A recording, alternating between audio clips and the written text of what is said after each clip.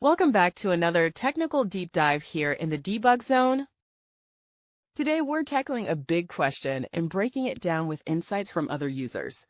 Hopefully this clears up some misconceptions and helps you get the answer you need.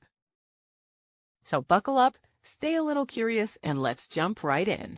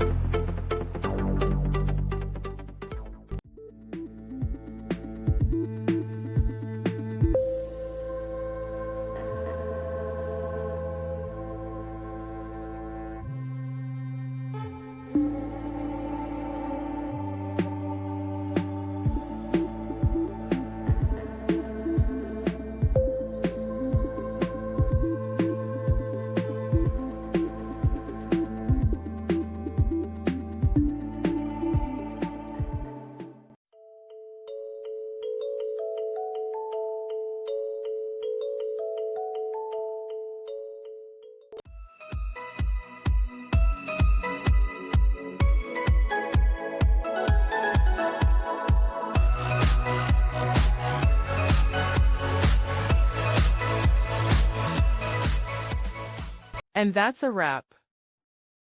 I hope you found the answer you were looking for. If you did, take a second to hit that subscribe button. It really helps out.